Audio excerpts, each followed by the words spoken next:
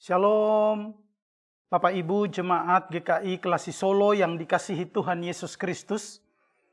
Kembali kita jumpa di dalam Renungan Bina Iman GKI Kelasi Solo hari Kamis tanggal 2 Desember tahun 2021. Mari saya ajak kita untuk merenungkan firman Tuhan yang saya ambil dari Alkitab Perjanjian Baru. Dan sesuai dengan bacaan leksionari hari ini, bacaan saya ambil dari surat Filipi pasal 1, kita baca dari ayat 12 sampai dengan ayat 17.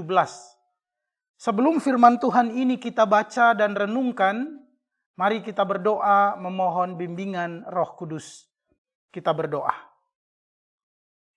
Allah Maha Pengasih, bimbinglah kami saat kami membaca dan merenungkan firman-Mu.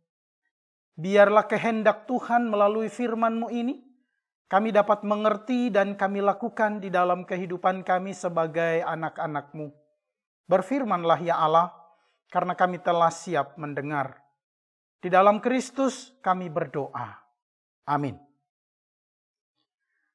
Surat Filipi pasal 1, ayat 12 sampai dengan ayat 17, firman Tuhan berbunyi, Aku menghendaki saudara-saudara, supaya kamu tahu bahwa apa yang terjadi atasku ini justru telah menyebabkan kemajuan Injil, sehingga telah jelas bagi seluruh istana dan semua orang lain bahwa aku dipenjarakan karena Kristus. Dan kebanyakan saudara dalam Tuhan telah beroleh kepercayaan, karena pemenjaraanku untuk bertambah berani berkata-kata tentang firman Allah dengan tidak takut. Ada orang yang memberitakan Kristus karena dengki dan perselisihan, tetapi ada pula yang memberitakannya dengan maksud baik. Mereka ini memberitakan Kristus karena kasih, sebab mereka tahu bahwa aku ada di sini untuk membela Injil. Tetapi yang lain, karena kepentingan sendiri dan dengan maksud yang tidak ikhlas. Sangkanya, dengan demikian mereka memperberat bebanku dalam penjara. Demikianlah firman Tuhan. Maranatha. Bapak Ibu Jemaat GKI Kelasi Solo yang dikasihi Tuhan Yesus Kristus, saya mengawali renungan Bina Iman ini dengan sebuah kisah. Ada dua orang anak laki-laki yang lahir dari satu orang ayah dan satu orang ibu. Mereka punya orang tua yang sama, namun memiliki karakter yang berbeda. Orang tua mereka sangat terkenal, bahkan dikenal di mana-mana. Ketika semua orang mendengar nama orang tua mereka, mereka pasti segan. Nah, Bapak Ibu yang saya kasihi, anak pertama memiliki karakter yang berbeda dengan anak kedua.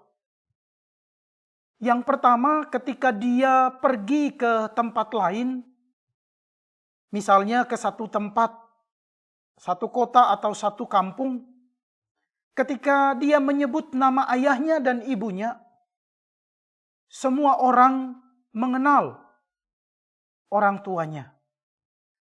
Namun dengan mengenal orang tuanya, ia meminta agar mereka melayani anaknya ini dengan baik. Ia lalu meminta apa saja dari orang-orang yang ada di dekat dia. Karena ia berpikir bahwa orang tuanya sangat terkenal. Banyak orang yang datang kepadanya, namun kemudian ia meminta untuk mereka melayani dia. Dia menganggap dirinya anak orang yang terpandang, anak orang yang hebat, sehingga siapapun harus melayani dia. Berbeda dengan anak yang kedua. Karakter dari anak yang kedua ini, ketika ia pergi ke satu tempat, dan ketika ia berjumpa dengan semua orang di tempat itu, ia menyebut nama orang tuanya. Dan nama orang tuanya sangat terkenal di mana-mana. Ketika orang datang kepadanya, karena mereka hormat pada orang tuanya, anak yang kedua ini justru melayani semua orang yang datang kepadanya. Dia memperhatikan keadaan mereka semua yang ada di sekelilingnya. Yang sakit, ia menolong untuk ke rumah sakit. Bahkan yang tidak punya pekerjaan, ia menolong. Semua yang dilakukan hal-hal yang baik kepada mereka yang datang kepadanya. Dengan demikian dia menjaga citra orang tuanya dengan baik. Dia beranggapan bahwa ketika semua orang mengenal orang tuanya, maka dia harus menjaga wibawa orang tuanya dengan melakukan kebaikan pada semua orang. Nah, Bapak Ibu yang saya kasihi dalam Tuhan Yesus Kristus, contoh kisah dari dua orang anak ini menggambarkan karakter pelayan Tuhan dalam gereja. Karakter yang pertama adalah mereka yang melayani Kristus, namun dengan motivasi yang tidak baik. Mereka melayani Kristus namun mencari keuntungan bagi dirinya sendiri. Mencari popularitas dirinya sendiri. Dan tentunya hal ini menyakiti hati Tuhan. Bahkan menyakiti sesama. Tatkala kita melayani Kristus namun mencari kepentingan diri sendiri, maka pelayanan kita tidak murni. Kita akan mengorbankan orang lain menggantikan kita. Kita akan menganggap orang lain tidak penting, namun menganggap diri kita lebih penting dari semuanya. Hal ini hendaklah kita perhatikan. Karena akhir-akhir ini, seringkali kita jumpai pelayan-pelayan Tuhan yang melayani Kristus, namun orientasinya adalah untuk kepentingan dirinya sendiri dan untuk nama baik dirinya sendiri. Namun ada yang kedua, karakter yang kedua ini adalah mereka melayani Kristus dengan tulus. Apapun yang mereka alami, mereka jalani dengan tulus. Hanya Kristus yang mereka beritakan. Hanya kerajaan Allah yang mereka beritakan. Orang-orang seperti ini dimanapun mereka berada, pasti menyenangkan hati Tuhan dan menyenangkan hati sesama. Orang-orang yang memiliki karakter seperti yang kedua, yaitu melayani dengan tulus.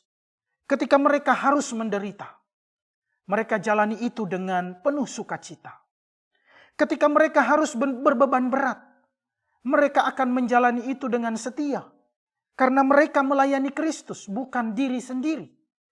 Dan di dalam segala perkara yang mereka alami, mereka akan tahu bahwa Kristus yang dimuliakan di dalam kehidupan mereka. Entah keadaan baik, entah keadaan buruk, mereka akan tahu bahwa nama Kristus dimuliakan di dalam kehidupan mereka. Bapak Ibu jemaat GKI Klasi Solo yang dikasihi Tuhan Yesus Kristus. Ketika kita belajar dari dua karakter pelayan Tuhan ini, saya mengajak kita untuk melalui firman Tuhan ini, jadilah pelayan Tuhan yang menyenangkan hati Tuhan. Dimanapun kita berada, kemanapun kita pergi, kiranya nama Tuhan dimuliakan. Dan semua orang yang ada di sekeliling kita mengalami sukacita dan damai sejahtera. Kiranya firman Tuhan menolong kita untuk menjadi pelaku firman yang menyenangkan hati Tuhan. Tuhan memberkati kita semua. Amin. Mari kita satu di dalam doa. Kita berdoa. Bapa kami yang ada di surga, kami telah mendengar firman-Mu yang meneguhkan iman kami, agar kami boleh menjadi pelayan Kristus yang setia. Dalam keadaan apapun, biarlah dengan hati yang tulus dan setia melayani Kristus. Di masa Advent ini ya Tuhan, biarlah kami sebagai anak-anak-Mu, kami menjalani hidup di dalam takut akan Tuhan. Sebagai gereja-Mu, kami menjalani pelayanan kami di dalam takut akan Tuhan. Sebagai jemaat-Mu, Kami menjalani seluruh aktivitas pelayanan kami di dalam takut akan Tuhan. Bahkan sebagai hamba-hamba Tuhan, kami mau menjalani kehidupan kami di dalam takut akan Tuhan. Ajari kami untuk senantiasa menjaga citra Kristus di dalam diri kami. Terima kasih ya Allah. Engkau memberkati hidup kami secara pribadi, rumah tangga, maupun jemaat-jemaat di GKI Kelasi Solo. Dalam setiap pergumulan kami mohon Tuhan menolong kami. Terima kasih ya Allah, inilah doa kami. Di dalam Kristus kami berdoa. Amin. Selamat pagi Bapak Ibu yang dikasihi Tuhan. Selamat beraktivitas. Tuhan Yesus memberkati kita semua. Amin.